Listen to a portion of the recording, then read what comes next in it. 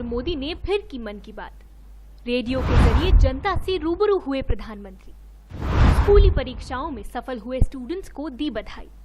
किसान चैनल को बताया किसानों के लिए university. One man one pension योजना का भी किया जिक्र। रेडियो पर अपनी मन की बात के जरिए देश की जनता की नब्ज छूने वाले प्रधानमंत्री नरेंद्र मोदी रविवार को एक बार फिर जनता से रूबरू हुए। 8वीं बार अपने मन की बात करते हुए मोदी ने सरकार के 1 साल के कामकाज और आगे की योजनाओं पर चर्चा की।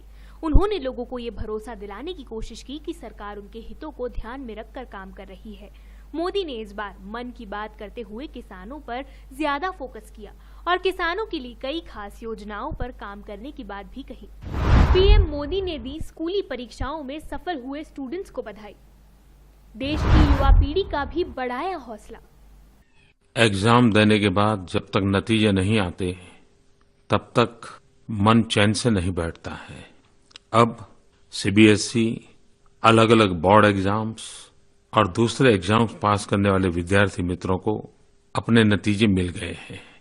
मैं उन सबको बधाई देता हूं, बहुत बहुत बधाई।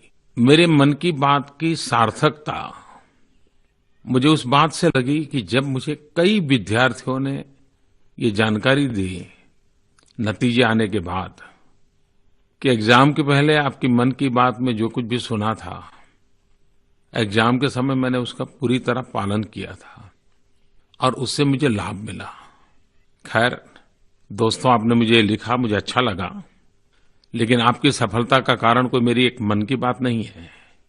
आपकी सफलता का कारण आपने साल भर कड़ी मेहनत की है।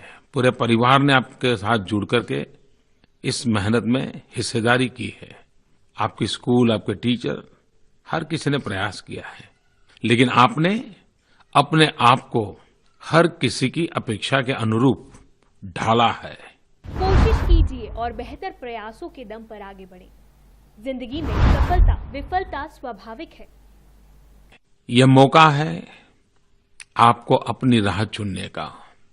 जो विफल हुए हैं उनसे मैं यही कहूंगा कि जिंदगी में सफलता विफलता स्वाभाविक है।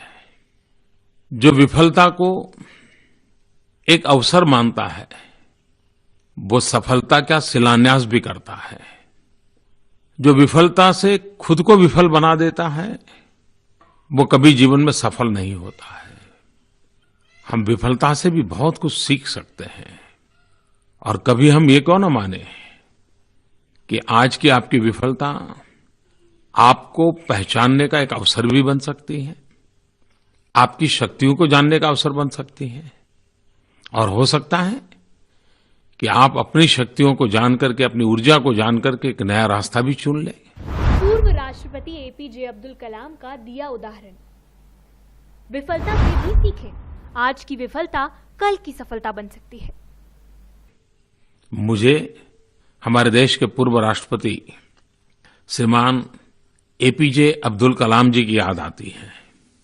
उन्होंने अपनी किताब my journey transforming dreams into action, उसमें अपने जीवन का एक प्रसंग लिखा है। उन्होंने कहा है कि मुझे पायलट बनने की इच्छा थी और बहुत सपना था मैं पायलट बनूं, लेकिन मैं जब पायलट बनने गया तो मैं फेल हो गया, मैं विफल हो गया, नापास हो गया। अब आप देखिए उनका नापास होना, उनका विफल होना भी कितना बड़ा अवसर बन गया। वो देश के महान वैज्ञानिक बन गए, राष्ट्रपति बने और देश की आणविक शक्ति के लिए उनका बहुत बड़ा योगदान रहा। और इसलिए मैं कहता हूं दोस्तों कि विफलता के बोझ में दबना मत। विफलता भी एक अवसर होती है। सरकार के 1 साल पूरा होने पर भी बोले पीएम मोदी, गरीबों के लिए कुछ करने की तड़प है। मेरी सरकार का 1 साल हुआ, पूरे देश ने उसका बारीकी से विश्लेषण किया, आलोचना की और बहुत सारे लोगों ने हमें डिस्टिंक्शन मार्क भी दे दिए। वैसे लोकतंत्र में ये मंथन बहुत आवश्यक होता है, पक्ष विपक्ष आवश्यक होता है। क्या कमियां रही उसको भी जानना बहुत जरूरी होता है, क्या अच्छाइयां रही उसका भी अपना एक लाभ होता है। लेकिन मेरे लिए इससे भी ज्यादा गत महीने की 2 बातें मेरे मन को आनंद देती है। हमारे देश में गरीबों के लिए कुछ न कुछ करने की मेरे दिल में हमेशा एक तड़प रहती है। नई नई चीजें सोचता हूं, सुझाव आए तो उसको स्वीकार करता हूं। हमने गत मास प्रधानमंत्री सुरक्षा बीमा योजना, प्रधानमंत्री जीवन ज्योति बीमा योजना, अटल पेंशन योजना, सामाजिक सुरक्षा की 3 योजनाओं को लॉन्च किया। किसान टीवी चैनल किसानों के लिए यूनिवर्सिटी से कम नहीं। वो है किसान टीवी चैनल। वैसे तो देश में टीवी चैनलों की भरमार है, क्या नहीं है। कार्टून की भी चैनलें चलती है, स्पोर्ट्स की चैनल चलती है, न्यूज की चलती है, एंटरटेनमेंट की चलती है, बहुत सारी चलती है। लेकिन मेरे लिए किसान चैनल महत्वपूर्ण इसलिए कि मैं इससे भविष्य को बहुत भली भांति देख पाता हूं। मेरी दृष्टि में किसान चैनल एक खेत खलिहान वाली ओपन यूनिवर्सिटी है। अरे ऐसी चैनल है जिसका विद्यार्थी भी किसान है और जिसका शिक्षक भी किसान है। 21 जून को मनाएंगे विश्व योगा दिवस। मेरे प्यारे देशवासियों, याद है ना 21 जून? वैसे तो हमारे इस भूभाग में 21 जून को इसलिए याद रखा जाता है कि ये सबसे लंबा दिवस होता है। लेकिन 21 जून अब विश्व के लिए एक नई पहचान बन गया है। गत सितंबर महीने में यूनाइटेड नेशंस में संबोधन करते हुए मैंने एक विषय रखा था और एक प्रस्ताव रखा था कि 21 जून को अंतर्राष्ट्रीय योगा दिवस के रूप में मनाना चाहिए। और सारे विश्व को अचरज हो गया, आपको भी अचरज होगा। 100 दिन के भीतर भीतर 177 देशों के समर्थन से ये प्रस्ताव पारित हो गया। इस प्रकार के प्रस्ताव में यूनाइटेड नेशन के इतिहास में सबसे ज्यादा देशों का समर्थन मिला, सबसे कम समय में प्रस्ताव पारित हुआ और विश्व के सभी भूभाग इसमें शरीक हुए। किसी भी भारतीय के लिए ये बहुत बड़ी गौरवपूर्ण घटना है। सेना के जवानों को भी किया पीएम मोदी ने सलाम।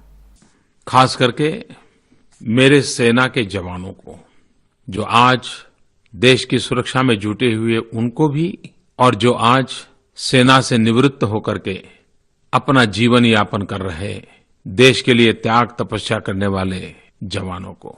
और मैं ये बात एक प्रधानमंत्री के तौर पर नहीं कर रहा हूं। मेरे भीतर का इंसान दिल की सच्चाई से, मन की गहराई से मेरे देश के सैनिकों से आज बात करना चाहता है। 1 रैंक 1 पेंशन, क्या ये सच्चाई नहीं है कि 40 साल से ये सवाल उलझा हुआ है? क्या ये सच्चाई नहीं है कि इसके पूर्व की सभी सरकारों ने इसकी बातें की, किया कुछ नहीं? मैं आपको विश्वास दिलाता हूं, मैंने निवृत्त सेना के जवानों के बीच में वादा किया है कि मेरी सरकार 1 रैंक 1 पेंशन लागू करेगी। हम जिम्मेवारी से हटते नहीं हैं और सरकार बनने के बाद भिन्न भिन्न विभाग इस पर काम भी कर रहे हैं। मैं जितना मानता था उतना सरल विषय नहीं है, पेचीदा है और 40 साल से उसमें समस्याओं को जोड़ा गया है। मैंने इसको सरल बनाने की दिशा में, सर्वस्वीकृत बनाने की दिशा में सरकार में बैठे हुए सबको रास्ते खोजने पर लगाया हुआ है। पीएम मोदी ने एक बार फिर से मन की बात करते हुए देश के हर वर्ग से जुड़ने का प्रयास किया। इतना ही नहीं, लगातार बढ़ती गर्मी को लेकर भी पीएम मोदी ने चिंता जताई और देश की जनता से अपने घर और आंगन में पक्षियों के लिए दाना पानी जुटाने की भी अपील की। Bureau report, D live news, Indore.